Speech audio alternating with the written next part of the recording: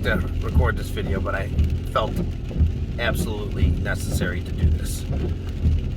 I am hearing right now on one of the radio shows I listen to, I'm hearing this talk mainly from the left still about misinformation and how it needs to be, it needs to be corralled, it needs to be censored, it needs to be taken care of, it needs to be taken off social media especially, and it sends chills through me when I hear that. Misinformation, disinformation.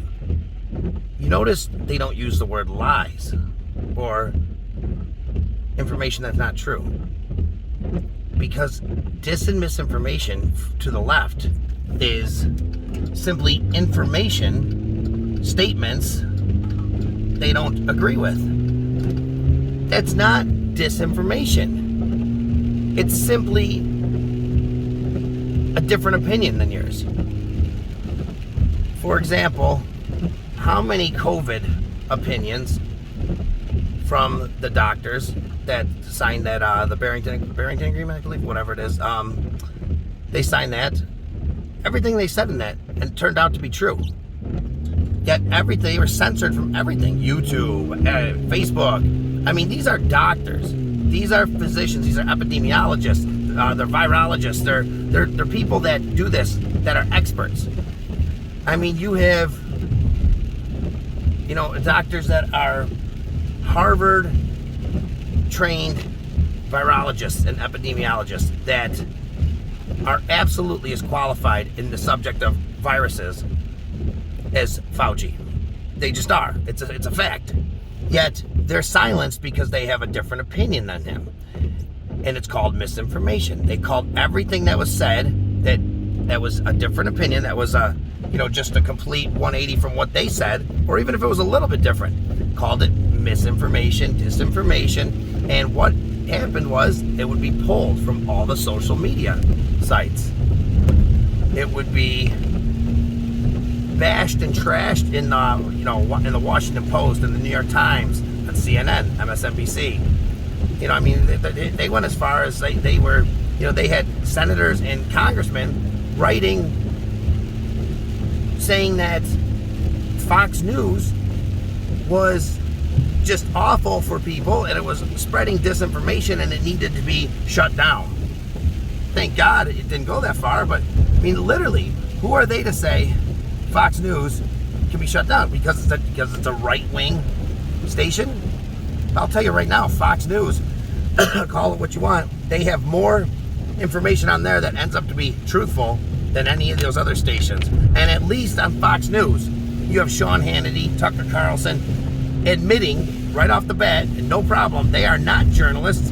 They are hosts of a show that's an opinion-based show, and they'll tell you that right from the beginning. They don't claim to be, news journalists.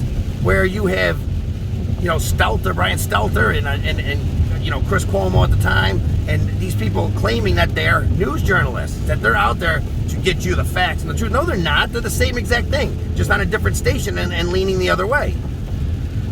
So, Fox News, if you want the actual news, listen to Bret Baier. He'll tell you, his news during the day is more neutral and just straight facts than any of the news you'll find on any of the left-leaning cable stations. I guarantee it. If you go to Bret Baier, if you listen to Bret Baier for the actual news, because that's what he is, he's a newscaster, you will get facts, you will get statements, you will get things that are going on, and you get told what it is and what you know about it to be true. You won't get any opinions. That's on the later shows, when you get to Jesse Waters and you get to, like I said, Tucker Carlson, Sean Hannity, Laura Ingraham, and then you have Greg Gutfeld, which is absolutely tearing up the ratings, blowing out the regulars, basic stations, late shows, which is hilarious, which tells you what people think. If his ratings are blowing out late night shows that have been there for years upon years, because all the shows have turned politically charged now. So if he's blowing them out, it tells you why. Because people feel more confident listening to Fox News than the other stations, because they know they're going to at least get partial truths. It might be leaning right for sure in some of the shows, but you know what? At least you're going to get more of the truth on Fox News, and that's for sure. That is for sure. You have some of the biggest lies, straight lies, not even disinformation or misinformation, straight lies that have come out of MSNBC then all the other stations combined. It's insane. Anyways, back to the misinformation thing. Why it sends chills down my spine? Because when you have a government controlled by one party, which we do now, in federally and in New York State, which New York State one's real scary, because when they start talking about limiting information you can see because if it's disinformation, and this disinformation has been information that was labeled disinformation 10 months ago is information that is widely considered factual now. And that's scary. If it is labeled disinformation and then becomes a fact 10 months later, then it was never disinformation. It was just something you didn't like, you didn't agree with.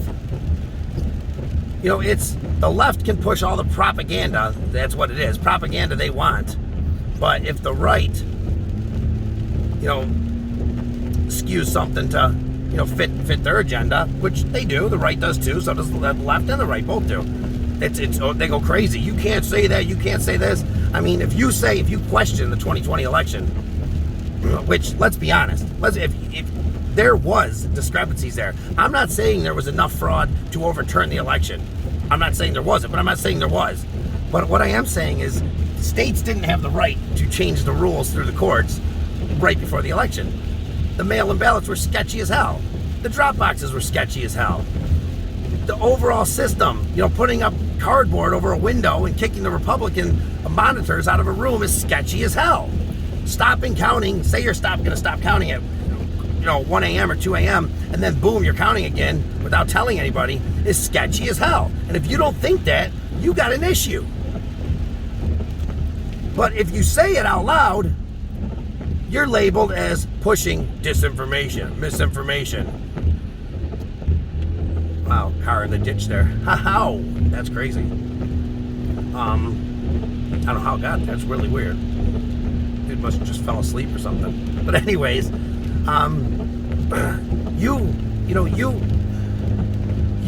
left has anybody on the left has every single right to have their own opinion. But so does the right. The left has they have the right to say whatever they want, as long as it doesn't hurt anybody, as long as you're not firing hate speech out, as long as you're not telling people, you know what, you can, it's absolutely not harmful to ride a dirt bike and go 150 miles an hour without a helmet. You can do it. It's really not harmful at all. We found out. Dude, then you're saying something that is literally going to possibly kill somebody.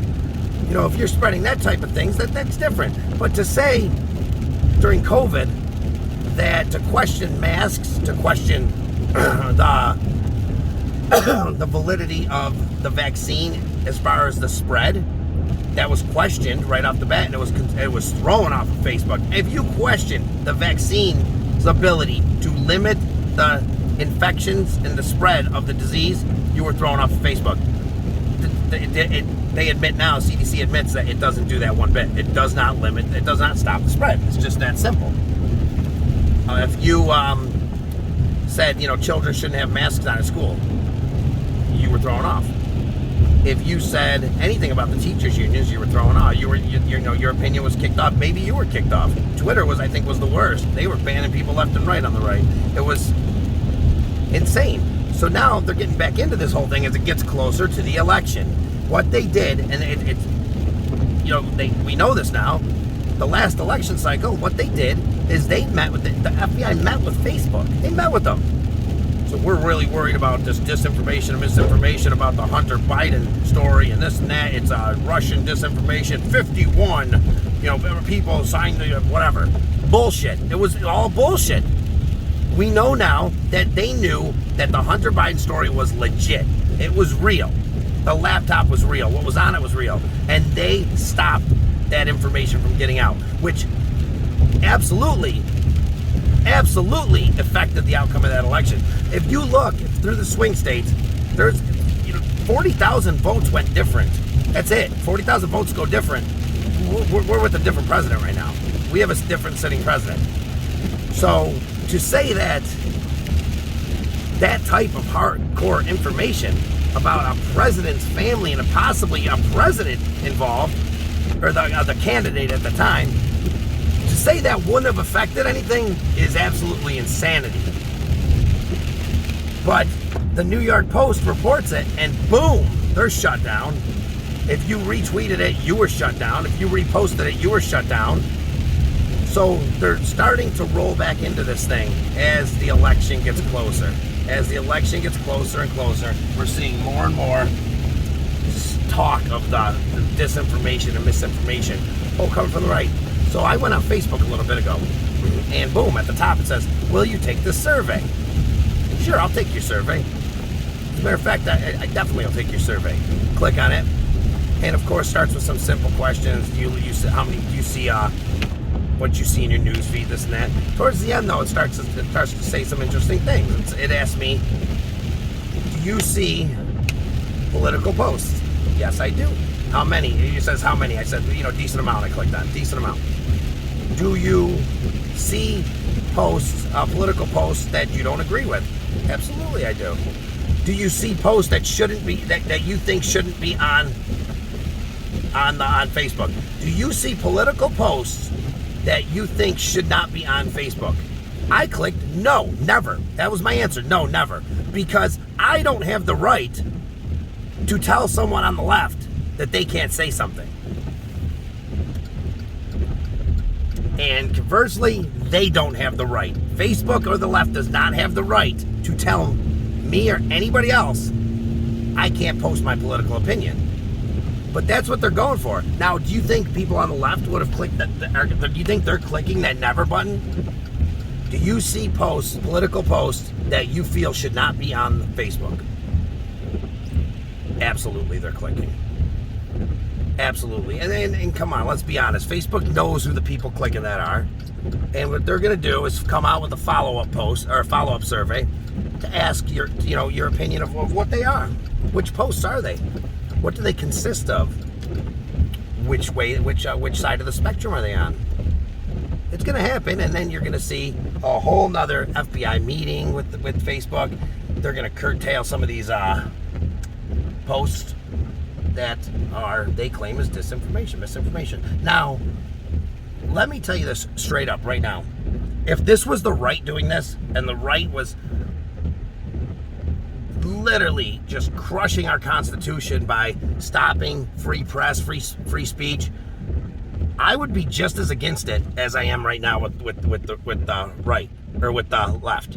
If the right was doing this exact same thing, I would be just as against it as I am right now with the left doing it, because nobody has the right to do that. The speech, freedom of speech, you want to protect freedom of speech like the ACLU and all these places we're supposed to do. The speech that you have to protect, that you should speak up about and say this needs to be allowed, is the stuff that you don't agree with. Anybody can defend the stuff that you do agree with. Anybody can defend a post about the political party you support being great and being amazing.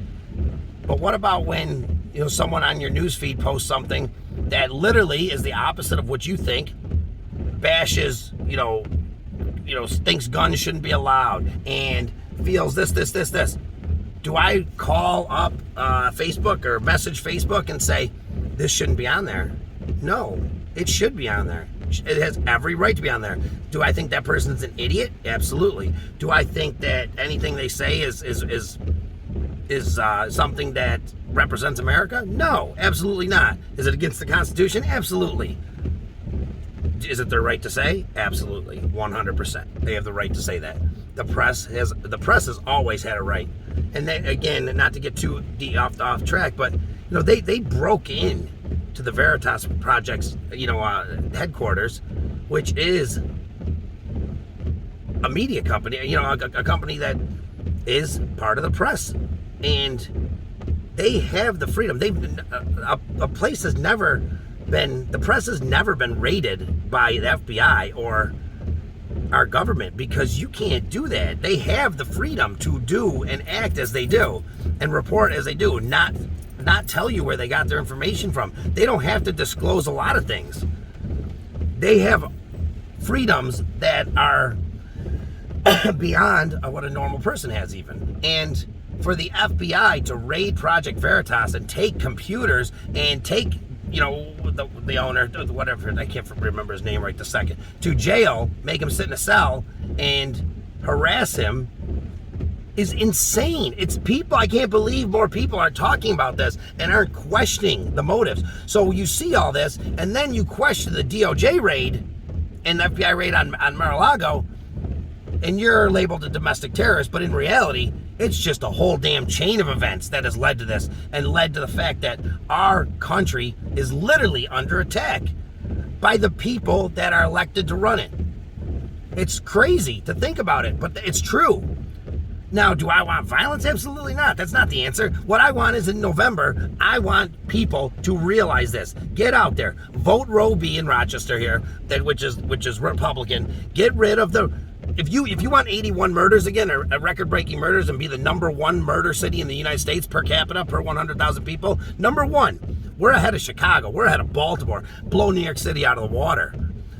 I did a comparison last night with cities in states that have lax gun laws, where citizens can actually carry guns if they're law-abiding citizens, and one has a Republican mayor, and one used to have one, but they just got a Democratic mayor. But either way, they're equal size to Rochester, right about the same, but they have a different gun laws basically in their state, and it's governed a lot different because they aren't just blue across the state government. And guess what? First one was Boise and Idaho. They have about the same exact amount of people. They had four murders last year compared to our 81. Like 53 shootings, I believe it was. What did the other one was? Lexington, Kentucky. They're a little bit bigger than us. They have 236,000. We have 206. But they only had 33 murders, I believe it was, 33. And that was a record number for them. That's a record high. And they have more people than we do. They had 167 shootings, and they're going nuts about it. We had 455 shootings last year, 81 murders. So if you want that still, keep voting Democrat, because the Democrats have ran this city since 1987, and it's been a steady decline.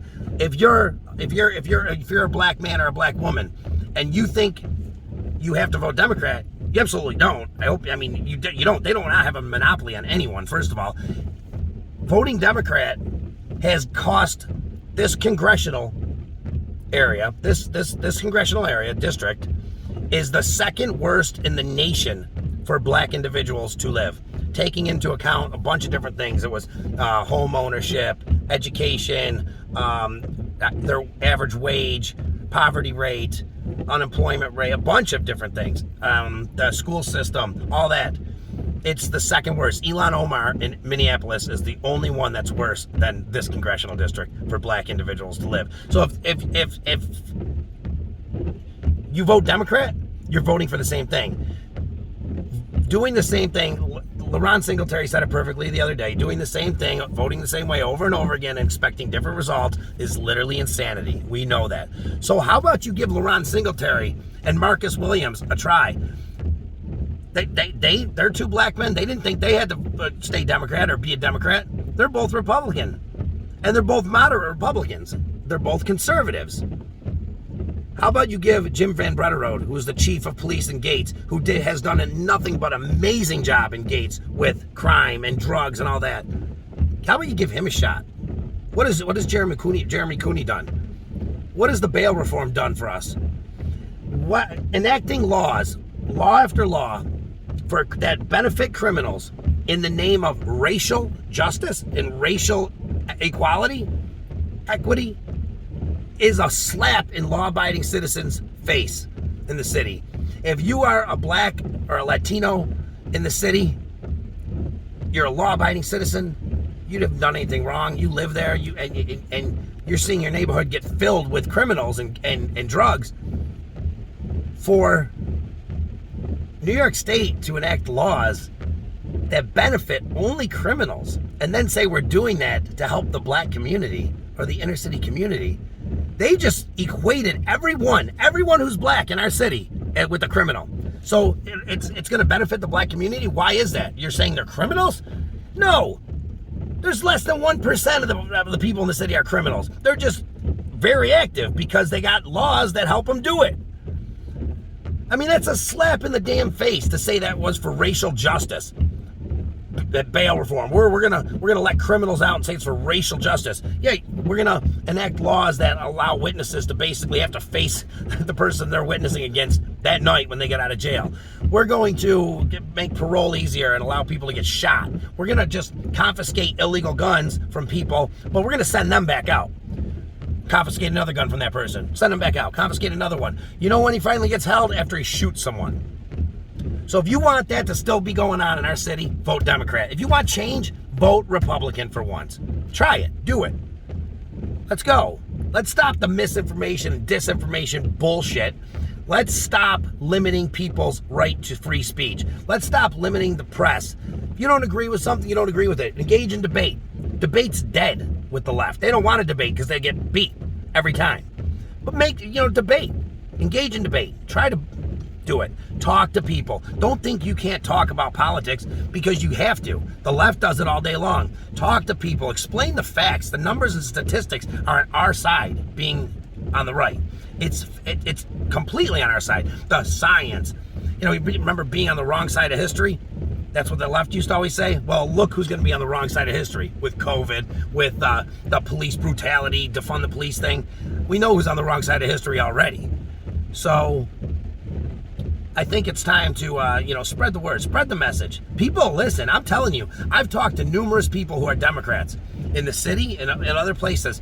And with a real conversation, by the end of our conversation, I had them thinking. Within months, weeks and months, I had them writing to me on Facebook saying, you really opened my eyes, and I've seen this. When you can show them something that was really just fed to them complete bullshit, right?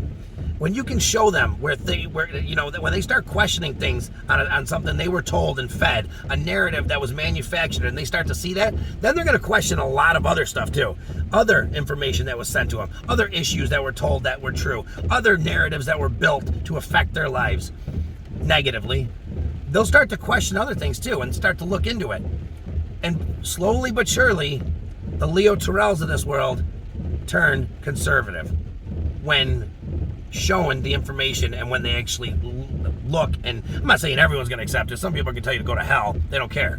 But there are people out there who simply are Democrats because they believe the real lies and disinformation that comes from the left, the manufactured narratives that come from a government in New York State and a government federally that is completely ran by the left. So to undercut that, we the people need to talk to people. There's more of us than there is them. So get out there and talk. Vote Roe B. Vote Republican. Let's go.